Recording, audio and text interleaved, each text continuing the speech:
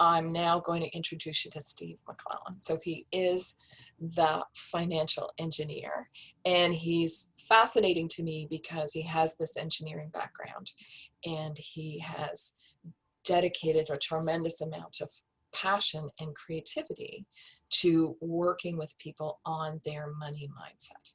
So, Steve, do you want to pick up the story from here? Sure. And you're not the only one that has a fear of money. And a lot of business owners and salespeople will realize almost a fear of success. Um, we often, especially here in the East Coast of Canada, from my world travels, I've noticed that we don't talk about money. We don't talk a lot of times how to be more successful. And we often fear stuff that we don't understand. Right. Um, when I moved back to Nova Scotia, I thought I'd take the financial industry by storm. I grew up in Antigonish, where similar to your story, anytime I asked my parents about money, they would say, "Shh, it's rude to talk about money," right? And a lot of us get our advice from our parents or from the bank. And unfortunately, the bank, full of very nice people, but they're an institution. Do you know where they make most of their money from?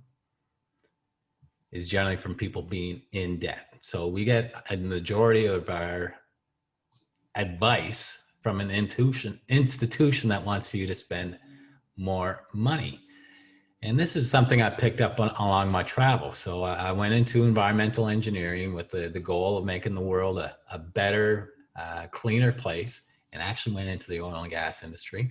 Never thought I would do that, but I had a friend of mine, Mark McDougall, who was also an engineer, and we were actually having an Olin's. That's a East Coast beer in his backyard, and he said, "Steve, if the oil and gas industry is as bad as you think it is, you have two options. You can either quit or you can make it better."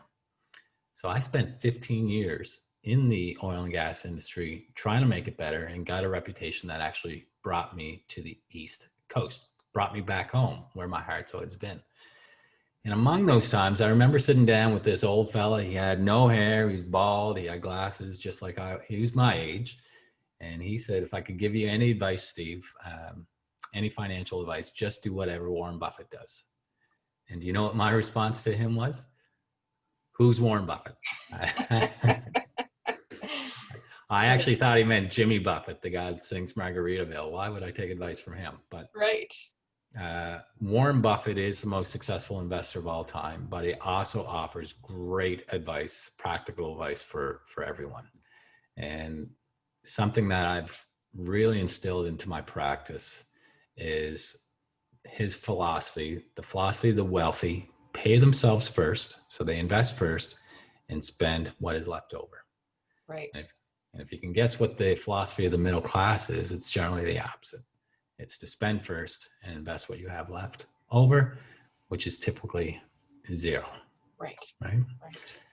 So one of the things you really focus on is people's emotional connection to money. And you mentioned yesterday a question that you ask people in order to, I guess, help them understand their emotional connection to money. Right. It took me a little while to realize money is emotion. The majority of it. I treated it very much like math when I first started, numbers, and I wasn't getting ahead. And like so many of us that we have our stumbling blocks in business, I really questioned, what am I doing wrong? And it became clear when I was sitting down with a lady, and we had a great plan for her, but she didn't move forward. She was married to a carpenter. They did a lot of renovations to their house. They had a lot of equity in their house that would have paid off all their debt, their credit card debts. They would have moved so further ahead, but they didn't move forward because they didn't want to touch the mortgage. And I wondered, what did I do wrong? And I realized money is almost 100% emotion. Our mindset. We have these unconscious biases that we have generally from childhood on the way we feel about money, right? And one of the questions, so that's where I've shifted. My business has grown to really our first discussions I have with people is really, what is their mindset on money? And I'll ask a couple of questions. The one of the more powerful ones is, if you knew you only had an hour left on the planet, maybe you're going to Mars, who knows, but you're only on the planet for 1 more hour. Who are you spending that hour with? What are you doing? And then what advice would you pass on? And this question really gets people thinking. They realize who they are and who they want to become through this question. And it also, it's a twofold. It makes me know if I want to work with the person or not as well. Sure. So it helps identify your target market, so to speak. Very much so. Yeah. And another question I asked Mary Jane, which I'm always surprised with, it's a very simple question, and that's how do you want to feel? And I'm always surprised by the answers I get. And then I follow that up with how do you feel now? And it usually hits shockwaves to people. They realize that they're here, but they want to be here. Wow. Okay. Right. And you talk too about how anything is that we are our biggest asset, but we're also our biggest liability. That's Which right. I find a great thing to sit and meditate on. Can you talk about that a bit more?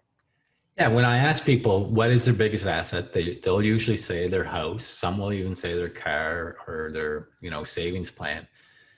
But it's really you. Every time you look yourself in the mirror, give your 2 thumbs up to guns, because you are your biggest asset. You and your ability to make income. And really, the role of most advisors is not really to make you rich, but to help you clear your mind so you can find what your strengths are, what you're good at, and become great at it. Now, your mind, you are your biggest asset, but it can also be your biggest liability. The way our brain generally works, the majority of it just wants us to survive. So doing anything different or outside the norm, anything that takes a little bit of energy, the big portion of your brain, I like to call it the elephant brain. Some people call it robot or reptilian brain. It's saying, hold on, don't do anything. Let's just sit down and eat these big bag of chips and watch your favorite movie. But if you want to be like the top 10%, you got to stop thinking and acting like the 90%, right? And right. It all comes down to habits and structures, and forming those good habits, eventually that will become easy as well. So what is one of the habits you encourage people to create maybe first? So if I was your client and we had decided we were going to work together, where would you start with some of those habits? Well, generally, like I said, I'll start with the money mindset first and see where you really are. And we'll look at a cash flow analysis. So it's not a budget. I find budgets are limiting. Okay. So I want you to think abundance, the sky's the limit. Like the majority of advisors I've seen out there focus on solving people's issues with products. And generally it's a mutual fund or investment type and insurance. But I'm more of a holistic planner. I want you to think abundance, the sky's the limit. And one of the things I really help people with is finding money that falls through the cracks and setting that up so it's so easy to do that you almost don't have to think about it. And one of the things I do is have my clients set up a main account where all their money's coming in, and then their non-emotional spends, their mortgages, their car payments, their investments, their whatever is paid off automatically. But then they have a spending account and they pay themselves a weekly allowance. This is set up on automatic, and they can spend that however they want. But now they know if they're going above or below. And it's really just set up on autopilot. And if you really want that double chai latte at Starbucks, you can make the decision to get it. I used to do it myself. I didn't think it would work. I tested it on myself.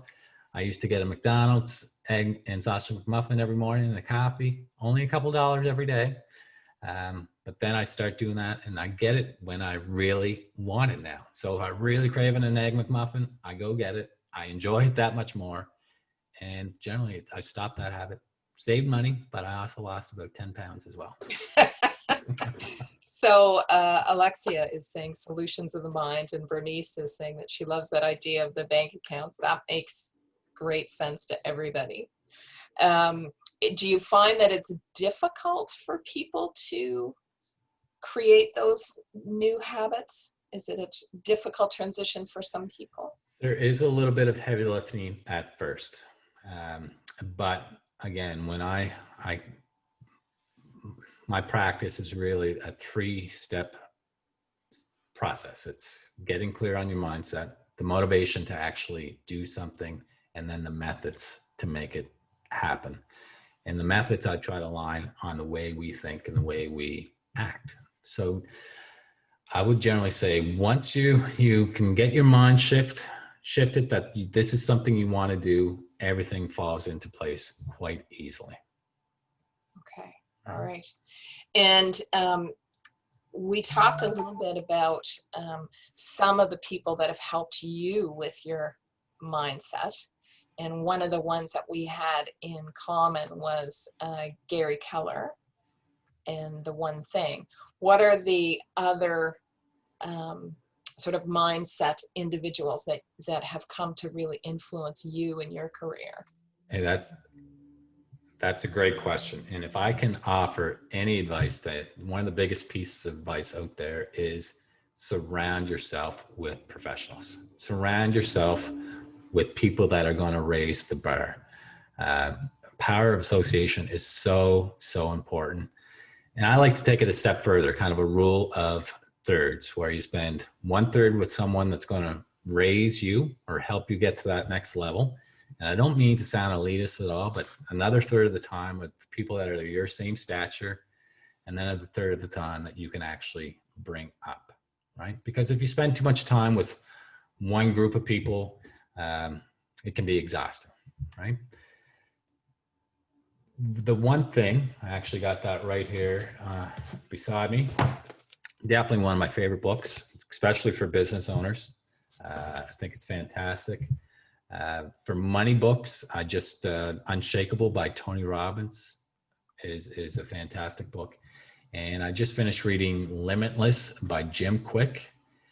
And he helps you with the ability on how you can read faster and learn more, retain more when you're trying to study or learn.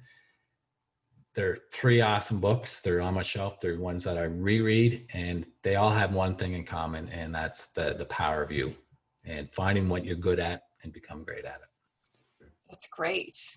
And what was the one called that is by Tony Robbins? Unshakable. I'm just going to put that into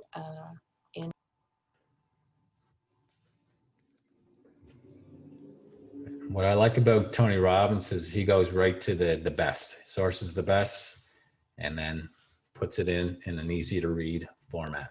Right, definitely. So I'm going to encourage everybody to put any questions or comments or thoughts into chat, because we certainly have time for either Steve or myself to answer them. I'm wondering how many people out there know that their relationship with money is associated with childhood experiences. Is that somebody that everybody's aware of? Or I hadn't really thought of it until you pointed it out to me. Calvin says his is Alexia. Tony goes to the core and takes steps. And I also read Limitless and really likes it. Not everyone is aware of that. No, I certainly hadn't really given it a lot of thought. Is it a surprise to people when they sit down with you that that's where it comes from? It is a big surprise. And it was a big surprise to me. Wendy Brookhouse was one of the ones that introduced me to that question. What is your first memory of money? And when she asked me that, I realized I used to, my parents had this big coin collection, kind of in a blue plastic piggy bank that was shaped as a poodle dog. And my sisters and I used to shake it upside down and form a little coin collection. And the big finds were those octagon nickels and the Mountie quarters. And I remember I had quite the coin collection, and my parents had some friends over, And one guy said, I'll trade you these shiny pennies for your coin collection. And I fell for it. I'm sure he gave me back my coin collection. I can't remember, but to this day, I still don't like shiny things. Although you, you comment on your shiny head, I don't. Yeah, my shiny head there. It's bothering me. You are, I think, launching something about money habits coming up, which I don't know that you were thinking about it when we booked this webinar, but I think it's something that. It's something that came out of the one thing, and habits will become your philosophy to your success. And I'm starting on September 28th. Anybody that wants to join is just pick one habit and let's try to do it for 66 days. And that takes us right to the first week of December.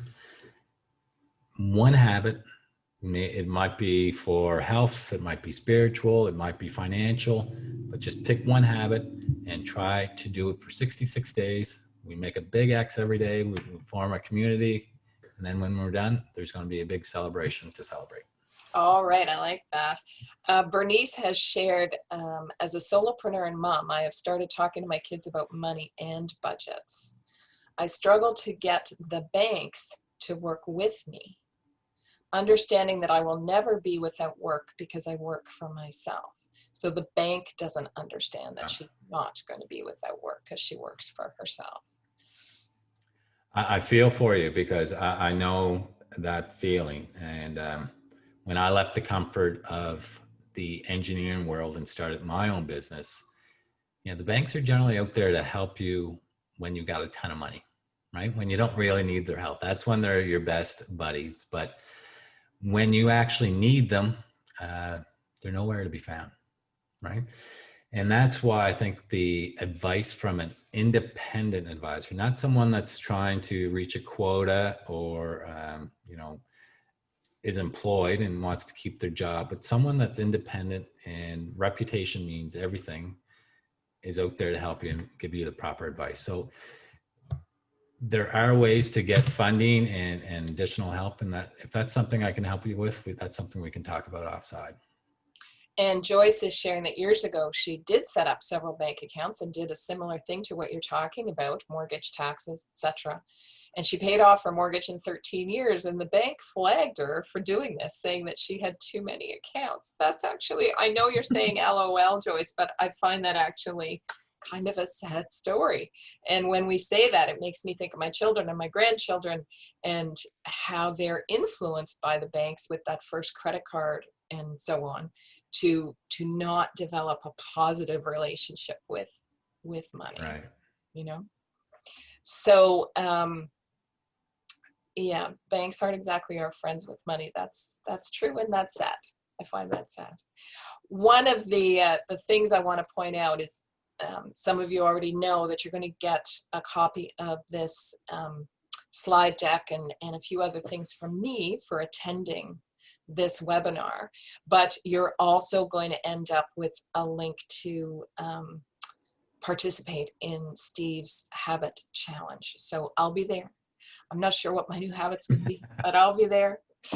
And next month, this webinar will show up at the same time, but it's going to change its name from Dial In to Inspire Conversation.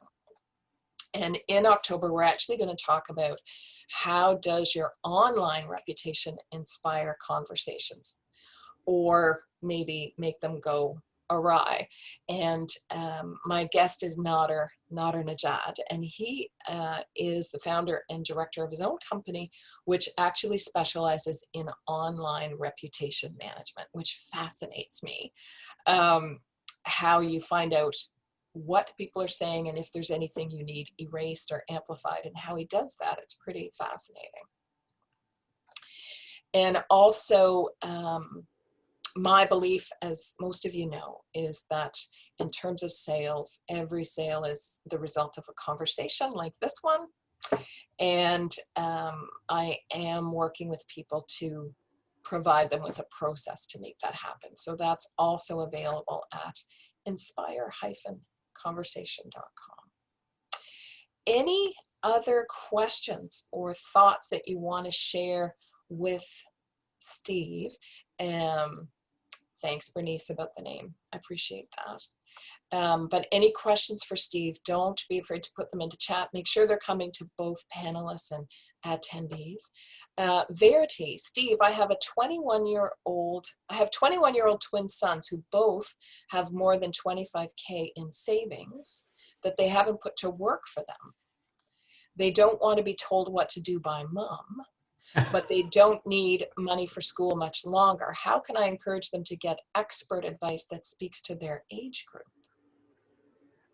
That's a great question. And, before, I would say even 15 years ago, what separated the haves and have-nots was knowledge. But since Google's been around, that's no longer the case. It's generally what you do with your knowledge that's going to separate you from the difference. And unfortunately, there's so much information out there about financial and what you should be doing. I would highly recommend your twin sons to seek an independent advisor that has a great reputation, that's been in the industry for a while, so they've got their teeth cut on it, and really seek out where the advisor does what's best for their clients, not generally what's best for their pocketbook, if that makes any sense. There's a ton of, like I said, a ton of information out there, great YouTube channels, great books. Give them a copy of Unshakable, or the Quick Brain there, or Jim Quick from Limitless, the Limitless book.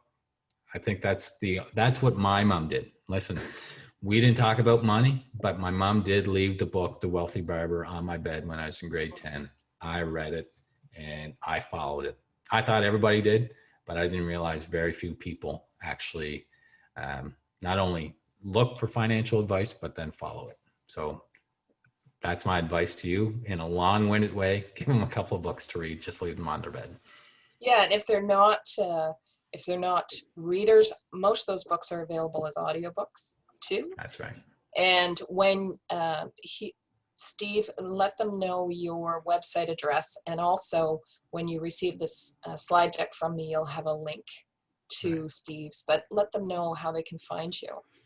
And another thing, and I will there, another thing is, Mary Jane said it, having just great conversations. A lot of times we don't know how to talk about money, and it's shunned upon, but if you just have those friendly conversations like we've been having today, that can get you to that next step. We are in a society where we don't talk about money, or money is often a villain, right? Like when you look at the movies, usually it's some rich tycoon person. But think abundance. We have some funny sayings out there that money doesn't grow on trees, or money doesn't grow on trees. But in fact, you can create money. Facebook is a prime example. Wasn't even here 15 years ago, now worth over $1 billion. Right.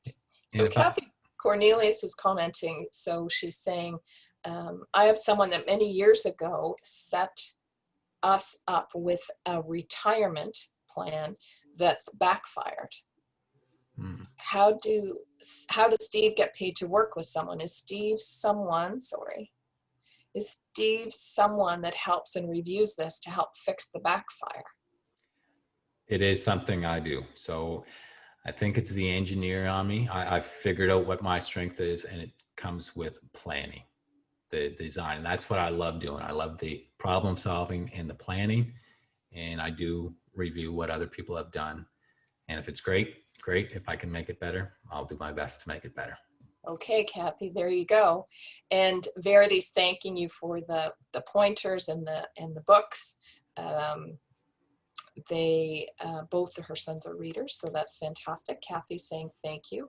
And I think Calvin said the last time he renewed a mortgage, the mortgage officer, and I had almost the same amount owing. He wanted me to renew his way. I wanted to pay a penalty, get out of the current mortgage and renew instead of blending the rate. 2 years later, he saw me in the bank and asked me to come to his office. He said I was paying off my mortgage faster than he was. I said, you are doing it the way the bank wants you to make them money. I am doing it to make me more money. Great story. Thank you for that. That's great. And Alexia adds, think of money as a tool. Would you say a shovel is the root of all evil? So why say money is the root of all evil? Thank you both for the chat. Thank you for being here. And Steve, do make sure you give them your website. Yeah, it's the financialengineer.ca. That's the best way to reach me. And yeah, I think money is the root of all good. It really amplifies the person you are. You can do a lot of good things if you have the money to do it.